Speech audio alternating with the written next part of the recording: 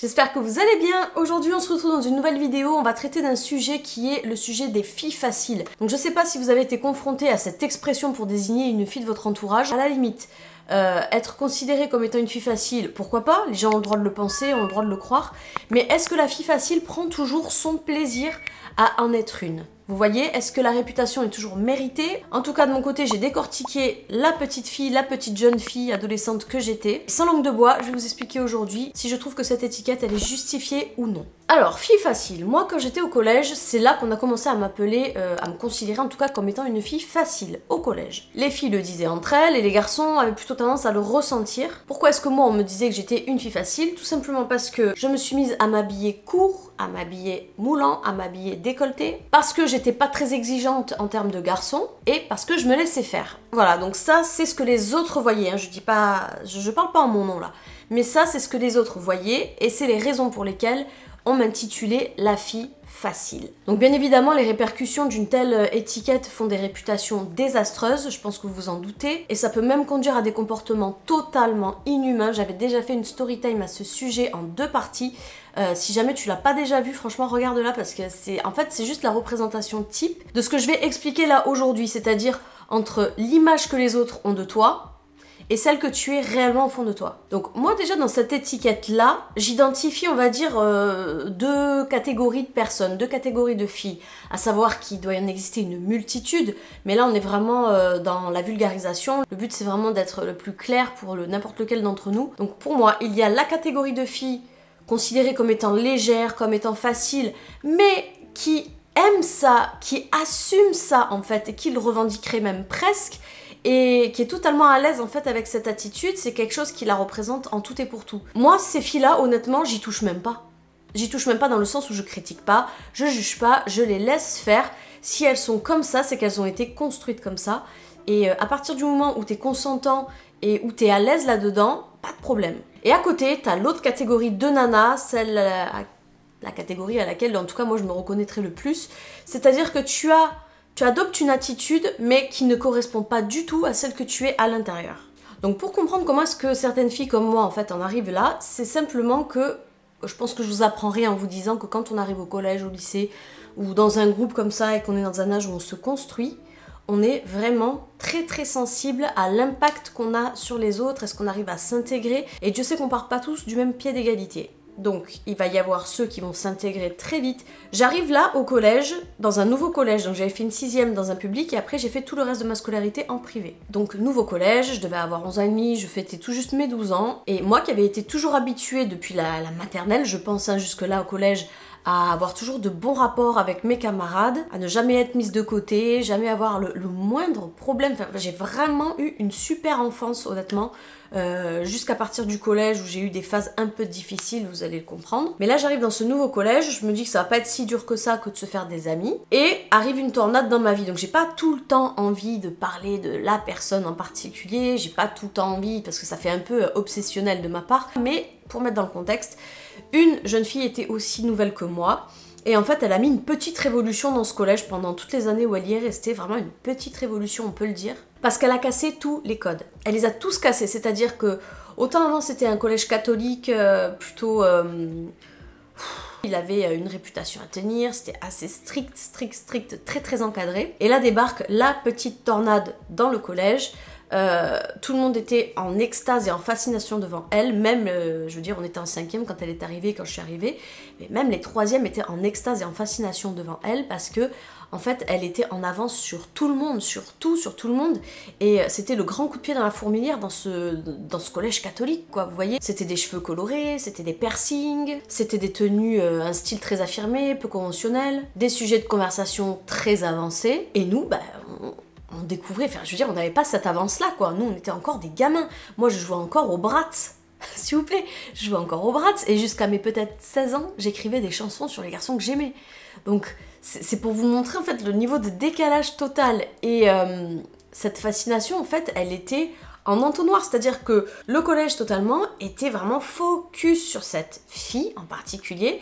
Donc, ça fait l'effet entonnoir, comme je disais, c'est la masse qui au final avait la concentration et l'intérêt qui se rétrécissait comme ça, vers le plus petit embout, donc elle en particulier. Et c'est là que je me suis rendu compte qu'il n'y avait pas de place pour tout le monde, parce que en réalité, je sais pas, bon après c'est pas que ça n'existait pas, il y avait bien des couples qui arrivaient à se former, des amitiés qui arrivaient à se former en dehors de cette fille-là, mais moi si vous voulez, j'étais sa très très bonne copine la plus proche.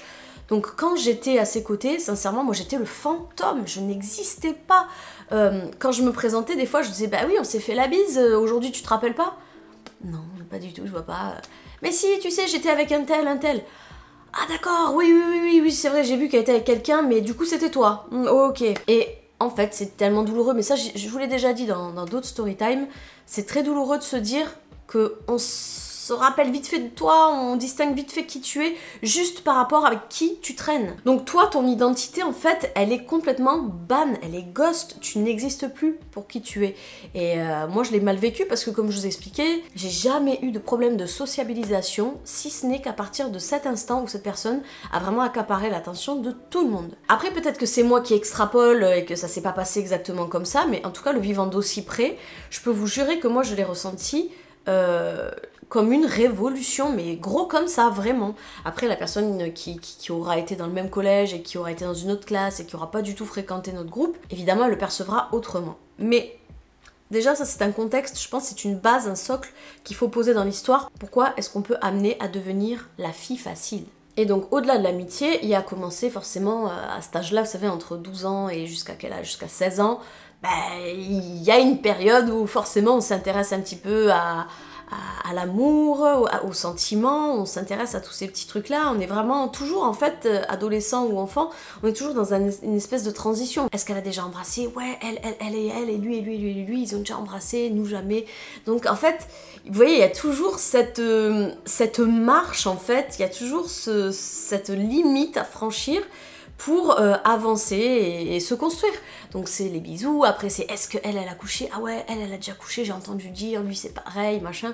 Donc là encore une fois, après c'est le permis, ah elle a la voiture, elle a le permis et tout. Enfin on est toujours en train d'admirer quelqu'un d'autre, c'est comme ça qu'on fonctionne. Je dis pas que quand on est adulte ça ne se fait même plus, mais en tout cas là où ça a l'air d'être tout un monde et que c'est très important, c'est bien sûr quand on est adolescent. Quand il était question un petit peu d'amour et qu'on voulait des petits copains ou des choses comme ça, en tant qu'amie très très proche, je peux vous dire que dès que je commençais à parler de vouloir un petit copain ou d'être intéressée, eh ben je me rendais compte que tous les garçons auxquels je m'intéressais en tout cas ne pouvaient pas me voir, ne pouvaient pas me remarquer. Ils ne me remarquaient pas tant j'étais une personnalité discrète. C'est pas que j'étais timide ou quoi, mais c'est que moi j'ai jamais cherché à éteindre la lumière des autres. Au contraire, quand quelqu'un brillait, je le laissais briller et je me mettais bien en retrait et je laissais faire. Et à aucun moment ça me serait venu à l'esprit en fait de passer devant et de dire « Wouhou, je suis là moi aussi, coucou !» Moi, c'était pas ça. Et par contre, ça me faisait ronger mon frein et ça faisait du mal au cœur aussi parce qu'on se disait « T'es personne ». Toi on ne dit jamais que t'es belle alors qu'un tel on lui dit toujours qu'elle est belle, on lui fait tout le temps des compliments, toi on te fait jamais rien. C'est à peine si on sait comment tu t'appelles, c'est à peine si on te remarque. Et quand il était question de sentiments, ça touchait quand même à quelque chose d'encore plus sensible. Les sentiments quand même, à vouloir un petit copain, enfin, et quoi de plus intime, quoi de plus personnel, quoi de plus fragilisant pour un adolescent s'il vous plaît. Et j'étais pas la seule à être sous influence en fait de cette nana populaire qui avait débarqué au collège. Vraiment toutes les filles, pratiquement toutes, en tout cas c'était comme une vague, on le voyait bien, hein, celles qui s'inspiraient énormément. Elles se sont mis à pulluler en fait, hein, entre les 12 et les 16 ans plus ou moins, enfin 15 ans. On voyait que le collège avait pris une tournure différente, c'est dire à quel point l'impact il avait été puissant quand même. Donc ça commence à se colorer les cheveux alors que ça le faisait pas avant, ça commence à se maquiller alors que ça n'existait pas du tout avant. Au niveau des tenues, etc. pareil, hein, le fameux style de référence qui commençait un petit peu à s'étendre comme une traînée de poudre dans toute la cour du collège. On était une très grosse masse en fait, sous influence, mais bon, je suis pas en train d'incriminer la personne. Je veux dire, si cette personne-là était si affirmée, si jeune, on va pas lui jeter la pierre et dire ouais vas-y et tout, pourquoi t'es allé en avance? Enfin ça n'a ni queue ni tête. Si son développement c'était celui-là, alors c'est comme ça et un point c'est tout. Mais c'est juste pour dire que nous on était, je sais pas, nous on était sûrement peut-être trop années 2000, je sais pas, alors qu'elle avait genre 10-20 ans d'avance, je sais pas. Et donc on se rendait compte que les garçons étaient attirés par un certain style de fille, comme ça l'a toujours été, mais en tout cas celle-ci en particulier, elle leur tournait la tête plus que toutes les autres du collège. Et forcément, nous on se disait, bah, on est des gamines. Enfin, moi, la première, je me disais, bah évidemment, moi je suis une gamine à côté. Je me maquille pas, c'est à peine si je sais m'habiller, c'est encore ma mère qui m'habille, c'était la vérité. Hein. Je joue au Barbie, elle achetait les magazines pour ados déjà, enfin, vous voyez le fossé quand même. Et beaucoup de filles dans ce collège-là, même en troisième, me ressemblaient plus à moi qu'à elle. Donc, quand on regardait les garçons obnubilés, tu m'étonnes qu'ils étaient tous en train de regarder la même.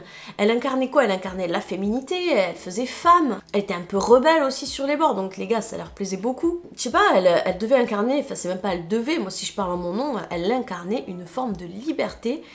Et je sais que c'était hyper attirant, ça lui donnait un charisme incroyable et c'était très attractif pour les garçons.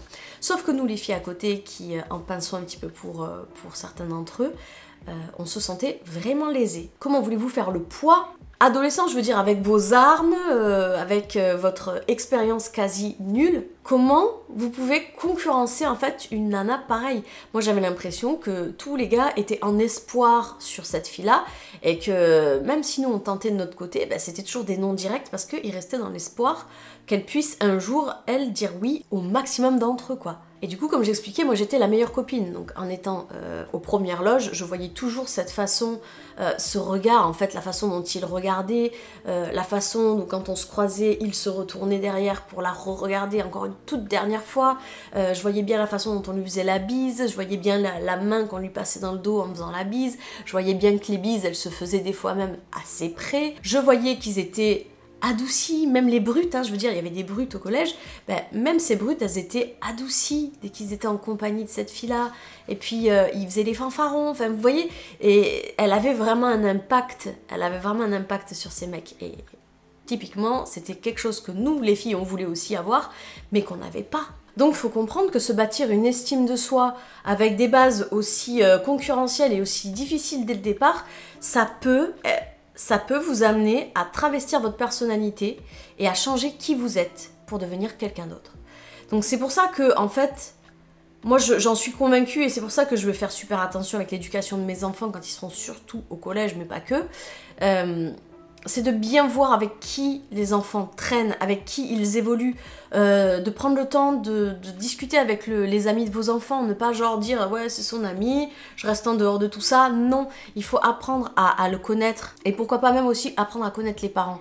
Parce que moi ça permet d'évaluer dans quel contexte ton gamin est susceptible d'évoluer, parce que quand ils sont amis après, c'est comme ça. Ça peut être comme ça en tout cas, et ta parole en tant que parent, elle n'existe plus à côté des amis, c'est les amis qui dominent tout, et c'est pour ça qu'il faut faire attention. C'est un peu, bon, je dramatise involontairement, mais je pense que vous comprendrez, mais ça fait un peu l'effet gourou de secte, où il a un charisme qui est surpuissant, qui domine largement en fait toute la confiance que le gamin il a investi en toi depuis qu'il est né, et tu peux facilement passer au second plan en fait, juste parce que ben, le gamin il admire 10 fois plus le charisme de cet autre gamin plutôt que le tien. Et moi il est hors de question en fait que mes enfants fassent plus confiance à des amis qu'à nous. Dans ces périodes-là, on se construit en fait en fonction de qui sont nos amis aussi, de qui est notre entourage.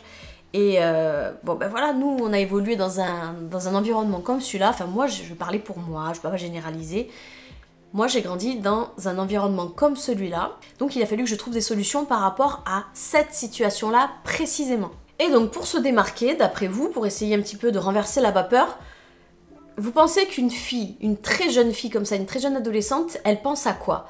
Vous pensez que son premier réflexe, en tout cas, même si c'est le cas aux années 2021, là, comme actuellement, là, il faut rebasculer quand même années 2000. Je peux vous garantir que c'était pas les mêmes mentalités, que rien n'était pareil que maintenant. Là, la jeunesse d'aujourd'hui et la jeunesse d'il y a 15-20 ans en arrière n'a rien à voir avec celle que vous connaissez, sachez-le. Donc la facilité dans un moment pareil, vous croyez vraiment qu'une adolescente toute jeune comme ça et frêle et immature sur plein d'aspects, va se dire dans sa tête « D'accord, c'est une question de personnalité, c'est une question d'attitude. » Non! Elle va aller au raccourci, elle va prendre le chemin le plus rapide et le plus simple en fait pour changer, pour avoir des résultats rapides, quoi qu'il en coûte, c'est de changer physiquement. Parce que moi, j'étais persuadée que tout se passait déjà d'abord par le physique, et je pense que j'avais pas totalement tort, parce qu'il y en avait plein qui étaient omnubilés par cette fille populaire, sans même lui avoir jamais adressé la parole. Donc c'était bien une histoire d'apparence. Et pour ça, je m'étais dit, il faut changer d'apparence. Et c'est comme ça que progressivement, j'ai commencé à vouloir choisir mes propres vêtements. J'ai commencé à acheter des décolletés, des soutiens-gorge rembourrés, des pantalons taille basse où on voyait tous les reins, on voyait le ventre, des jupes au-dessus du genou. Mon Dieu, la grande révolution chez moi, ça. La jupe au-dessus du genou. Et c'est à l'âge de 12 ans que j'ai même... Non, 13 ans, pardon, que j'ai acheté ma première paire de talons. Alors ma mère, elle était contre. Elle m'a dit, mais non, je te les prendrai pas. Et moi j'ai insisté, mais si, je les veux. Pourtant, j'étais pas une gamine capricieuse, mais en fait, je sais pas, ça touchait tellement mon ego, mon estime. Je les ai jamais mises à l'école, je tiens à le préciser.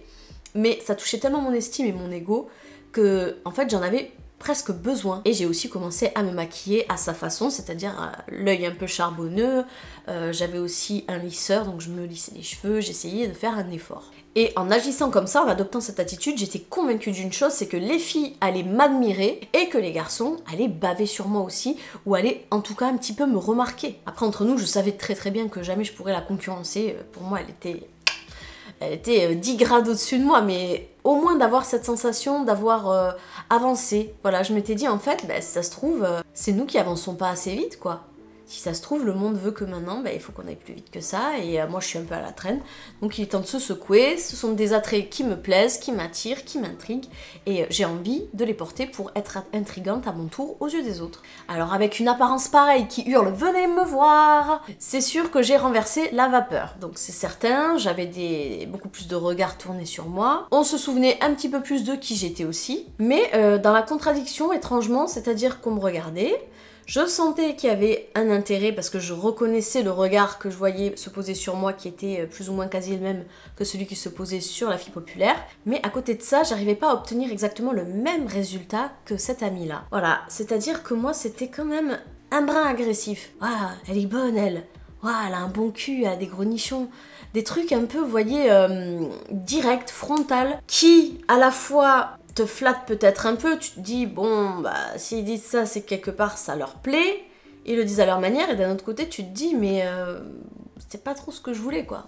Ok, d'accord, on m'a remarqué, ok, d'accord, maintenant ils me trouvent bien, ils ont remarqué que j'avais une poitrine, des fesses, ou j'en sais trop rien, mais c'est pas exactement ça que je voulais. Et c'est à partir de là aussi que tu gères mal la situation, parce que tu te rends compte qu'on parle plus de toi, tu te rends compte qu'on fait des remarques sur toi, sur ton physique qui sous-entendent quelque chose de bon, malgré que ce soit moche dit comme c'est dit, mais j'avais pas l'impression que pour autant on me respectait plus ou qu'on m'aimait plus. Et en fait la confusion pour moi dans mon esprit elle était où? C'était que je faisais mal la différence entre t'es belle et t'es bonne par exemple. Vous voyez, pour moi c'était plus ou moins pareil. Et on pouvait tirer d'une personne qui disait t'es belle et t'es bonne presque le même espoir que cette personne finisse par tomber amoureuse de toi un jour, parce que quoi qu'il en soit, c'est une manifestation d'un désir ou d'une attirance. Quand tu dis à quelqu'un qu'elle est belle ou qu'elle est bonne, pour moi ça déboucherait quoi qu'il en soit sur peut-être de l'amour, mais il fallait travailler ça quoi. Et il y avait un véritable choc entre ma vision et mon imagination de ce que pouvait être, ma représentation de l'amour, du romantique, avec ce que je vivais IRL. Et donc j'étais convaincue que quand on commençait à recevoir ce genre de compliments, on peut appeler ça un compliment, ce genre de remarques en tout cas, quand on commençait à parler comme ça de nous, je pensais qu'on était malgré tout en bonne voie. Et qu'il fallait continuer à se laisser faire, fallait continuer à se laisser parler comme ça, et que de toute façon l'amour allait finir par arriver. Voilà, pour moi c'était CQFD. Donc les garçons du collège, ça commençait par les garçons de ma classe, après ça a été certains autres garçons du collège, ont commencé à prendre la permission, on va dire, de me faire poète-poète sur les nichons, de me faire poète-poète sur les fesses. Et au début, j'étais un peu prostrée, c'est-à-dire que je me retournais avec de gros yeux, l'air de dire c'est qui a fait ça? Et après, je me suis dit, mais que veux-tu dire en fait? Je pense qu'il faut en passer par là, et c'est super grave. Je sais que mes propos sont graves, mais écoutez, dites-vous que c'est comme ça que moi je raisonnais, en tout cas étant plus jeune, et on le verra avec les commentaires, vous me direz si vous aussi vous l'avez déjà ressenti en tout cas comme ça, c'est pour dire à quel point les sentiments peuvent être biaisés, c'est un truc de malade. Mais moi j'étais convaincue que si je les laissais continuer, si je les laissais me parler comme il me parlait, si je les laissais me toucher comme il me touchait, à un moment donné, j'allais avoir un petit copain. Et que s'il le faisait, c'était des garçons, voilà, c'était des garçons, c'est leur façon de faire. Et donc j'étais convaincue que si je me laissais faire, j'allais passer pour une fille, j'allais pas passer pour une prude. Parce que ça, c'était un truc que je ne voulais plus du tout avoir collé sur la peau, sur le front, qui clignote. Je ne voulais pas qu'on me considère comme une gamine, comme quelqu'un de prude, comme quelqu'un de peu expérimenté. Enfin, je veux dire, j'étais pas en retard sur quoi que ce soit, mais j'avais cette impression pourtant d'être à la traîne, et moi, ce que je voulais, c'était devenir une femme, incarner la femme, l'objet même de désir, figurez-vous. Même au-delà d'une femme, je voulais carrément être l'objet de désir, parce que j'étais persuadée qu'il nous fallait ça, en fait, pour pouvoir faire tomber un garçon amoureux de soi. C'est biaisé. Ensuite, quand on parle d'une fille facile, en général, on fait référence au fait que cette fille collectionne un peu les mecs. C'est même pas genre qu'elle collectionne les hommes, c'est genre que c'est une fille qui passe de main en main, de mec en mec. Voilà, c'est même encore plus dégradant que ça, quoi. La fille, elle peut pas, genre, collectionner d'elle-même. Si, peut-être le premier cas de figure, je vous avais dit, la première fille qu'on a tendance à considérer comme une fille facile, si, peut-être que c'est elle qui collectionne les mecs, parce que c'est elle qui décide, c'est elle qui veut cette situation-là. Mais en tout cas, dans mon cas de figure à moi, non, c'était plutôt la fille, elle passe de main en main, de mec en mec. Alors en soi, c'est pas tant que j'ai collectionné les conquêtes amoureuses, hein, bien au contraire, j'ai pas une folle expérience en termes de relations, de vraies relations, petits copains et compagnie. Mais par contre, c'est vrai que le défaut que j'avais, le défaut de mon grand cœur que j'avais, et que j'ai peut-être un peu toujours, je sais pas, c'est que je suis une personne qui s'attache profondément aux êtres humains. C'est-à-dire que je cherche toujours à dégoter le bon qu'il y a en l'autre. Et il pouvait s'agir du mec même le plus moche, le moins attirant du collège. Il suffisait en fait qu'il me montre un brin d'intérêt. Et ben malgré qu'il soit pas du tout mon style, j'étais capable de m'amouracher de ce genre de personne. Parce que, encore une fois, confusion. Tu m'as dit que j'étais bonne ? Ah, c'est que tu t'intéresses à moi ? Ah, c'est que t'aimerais peut-être plus avec moi. Donc, et là, j'étais presque en train d'essayer de m'auto-convaincre finalement de oh, arrête de dire qu'il est pas beau, arrête de penser que c'est pas ton style, tente et tout, t'as peut-être une ouverture, regarde, il a dit t'es bonne. Et la confusion, elle était là, c'était que moi, je calquais un petit peu mes besoins et mes envies, c'est-à-dire que si je disais de quelqu'un qu'il était beau, c'est que derrière, je me voyais complètement faire une idylle amoureuse avec. Et en fait, c'était complètement impossible dans cette situation-là de transposer ma vision de l'amour avec celle des garçons. Donc moi qui voulais absolument avoir un petit copain, un vrai petit copain, je voulais vraiment avoir mon tout premier petit copain, vu que j'étais un peu à la recherche, et je me disais bon un tel il a dit que j'étais bonne, un tel je l'ai vu me regarder du coin de l'œil et me marmonner quelque chose à l'oreille de son pote, peut-être je pourrais tenter, et bam, je me prenais un râteau. Et c'est vrai que je le comprenais pas et ça m'enrageait même, des fois vraiment j'en ai beaucoup pleuré, même des garçons que, enfin je veux dire c'était extrapolé comme genre de réaction, mais bon, les hypersensibles, ils sont comme ça. On est hypersensible, hyper réactif, hyper ce que vous voulez, parce que le rejet, le non, je veux pas sortir avec toi, finalement, c'est un rejet, c'est une blessure narcissique qui est puissante. Pas chez tout le monde, mais en tout cas dans mon cas personnel, c'était puissant. Et j'étais capable de pleurer, mais pendant des semaines, un garçon que je connaissais à peine, ou ni d'Adam ni d'Ève. Voilà, tout simplement parce que j'avais nourri un espoir, parce qu'il m'avait fait une petite remarque un beau jour, et puis finalement, il m'a dit non, quoi, et je comprenais pas le non. Ah, ça aussi, ça a été quelque chose de difficile, c'était que j'étais tenace et que je comprenais pas le non, j'étais persuadée que je pouvais faire changer d'avis n'importe qui. Donc on voit bien l'immaturité amoureuse finalement. Peut-être que j'étais trop jeune aussi pour me lancer dans les petits copains par-ci ou par-ça, enfin par rapport à ma maturité, je veux dire. Mais il n'empêche que c'était quelque chose que je désirais profondément, et est-ce que je le désirais vraiment profondément parce que c'est mes hormones qui parlaient d'elles-mêmes, ou était-ce en fait tout cet environnement et ce bain dans lequel je trempais, qui était très sexualisé et qui était vachement porté sur la chose, je sais pas. Donc en fait voilà, moi je me laissais beaucoup faire, verbalement et physiquement, je disais pas grand chose, pourtant ça ne me plaisait pas tant que ça, mais j'étais persuadée qu'il fallait en passer par là pour au bout d'un moment être en couple. Et la contradiction folle, en fait, la chose que je comprenais pas non plus, parce que moi je pensais qu'on était quand même malgré tout tous des êtres humains, tous sur un pied d'égalité. Enfin, je pensais que ce que les uns étaient capables de faire, les autres étaient aussi capables de les faire, mais c'est juste qu'ils n'avaient pas les bonnes clés en main pour pouvoir les faire. Et quand par exemple certains mecs se risquaient à dire ces choses-là ou à toucher justement la fille populaire, la fille qui était l'objet de tout leur fantasme d'ado, elle se laissait pas faire quoi, enfin il me semble qu'elle les tapait et tout, elle faisait la bagarreuse, elle les poussait, elle les tapait, elle les intimidait vachement, et en réalité eux, ils étaient encore plus attirés, j'avais l'impression, du fait qu'elle se défende comme ça, qu'elle défende son honneur, c'était vachement bien vu. Et un beau jour, j'ai souvenir d'avoir voulu faire la même chose, c'est-à-dire que quelqu'un qui avait l'habitude de tout le temps me dire ce qu'il me disait et de toujours essayer de pincer à un moment donné, j'ai fait pareil, je l'ai poussé, j'ai fait vas-y tu te prends pour qui, ou je sais pas, j'ai essayé de faire ma Kaira quoi. Et en fait, ça a été comme une insulte, le gars n'a pas supporté se faire repousser par quelqu'un comme moi en fait. Par quelqu'un qui était juste un déchet quoi, je sais pas, j'étais vraiment considérée comme si j'étais un déchet, quelqu'un qu'on pouvait toucher comme vous voulez, oui on pouvait lui dire t'es bonne et tout ça, mais en fait on avait tellement pas d'estime pour elle, qu'au final se faire rembarrer par une fille comme moi par rapport à une fille comme celle qui était populaire, c'était 2 poids 2 mesures, donc ils le toléraient pas du tout quand ça venait de moi, et ça les rendait même agressifs, le regard changeait, le regard devenait méchant, méprisant, et je peux même pas vous expliquer à quel point ça fait du mal.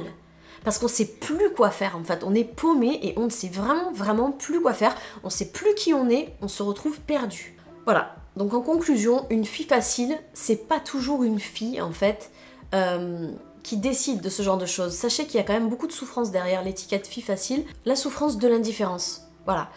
Après, si c'est que de l'indifférence au sein de l'école, c'est une chose, mais il faut savoir que moi, à cette période-là, je commençais à avoir de l'indifférence aussi d'un point de vue familial. Donc j'avais l'impression que j'étais indifférente à tout le monde. Et à un moment donné, quand tu as l'impression d'être indifférente à tout le monde, mais tu sers à quoi dans ce bas monde? Donc à l'avenir, si jamais vous croisez quelqu'un qui a une personnalité de fille facile, on va dire, dans votre école, essayez de vous poser les bonnes questions. Essayez vraiment de vous dire, et bon, ça vaut même pour les personnes qui sont plus à l'école, mais je pense qu'elles pourront toujours en tirer une petite leçon de ça, je sais pas, une moralité, en tout cas pas une leçon. Mais si, dans vos écoles, vous croisez des personnes comme ça qui ont la réputation d'être des filles faciles, essayez de vous intéresser sur le pourquoi, en fait. Cataloguez pas comme ça en vous disant, ok, fille facile, c'est bon, je parle pas avec ça. Essayez de comprendre pourquoi est-ce qu'elle en est arrivée là. Pourquoi est-ce qu'elle en est arrivée à faire un trait finalement sur son corps et sur ses valeurs et sur son estime. Qu'est-ce qu'elle essaye de gagner de plus que ça en fait? Qu'est-ce qui pour elle est limite plus important? Parce que en réalité quand tu te laisses tripoter, que tu te laisses parler mal, dire que t'es bonne et te laisser dénigrer comme ça, c'est juste parce que tu considères que c'est le prix à payer, que le jeu en vaut la chandelle pour gagner quelque chose auquel tu tiens plus derrière, c'est-à-dire de la reconnaissance, qu'on te regarde, qu'on te prenne en considération, que tu comptes, que tu existes. Et la plupart du temps, les personnes qui se cachent derrière ce genre de profil sont des personnes typiquement sensibles et émotives. Je vais vous donner un exemple qui va peut-être vous parler, c'est Loana. Loana, c'est carrément je veux dire, c'est l'exemple type qui a une apparence bimbo, qui a eu des relations par-ci, par-là, à droite, à gauche, rapides. Le profil type de Loana, c'est quelqu'un qui se sent profondément seul, qui a besoin qu'on l'aime, qui est extrêmement gentil, extrêmement docile et extrêmement sensible et malléable. Donc voilà qui se cache réellement derrière les filles faciles.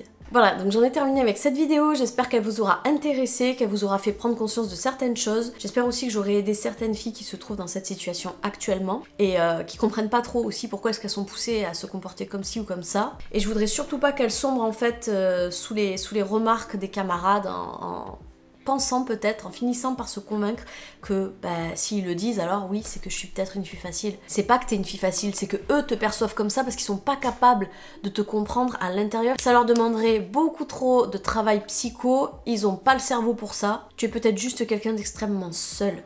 Tu es peut-être juste quelqu'un d'extrêmement triste, tu es peut-être juste quelqu'un qui a juste besoin qu'on l'aime, qu'on le remarque. Et honnêtement, ça fait peine, mais ça fait monstrueusement peine. Mais comment est-ce qu'on n'est pas capable de voir ce genre de choses? Enfin, c'est un truc aberrant, je sais pas. Après, on est jeune, on peut pas toujours se dire qu'on est capable de tout discerner chez les autres.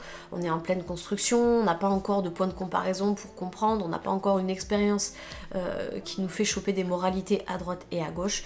Mais il n'empêche qu'il faut quand même rester attentifs les uns les autres. Si en 15 ans, les adolescents ont été capables d'évoluer d'un grand boom, je me dis que voilà, on est capable maintenant aujourd'hui peut-être d'être beaucoup plus éveillé sur la question en tout cas et qu'on pourrait éviter des jugements trop hâtifs. Donc n'hésitez pas à venir me rejoindre sur Instagram si c'est pas déjà le cas et sur ce, on se fait un immense bisou, on se dit à bientôt dans une prochaine vidéo. Bye bye.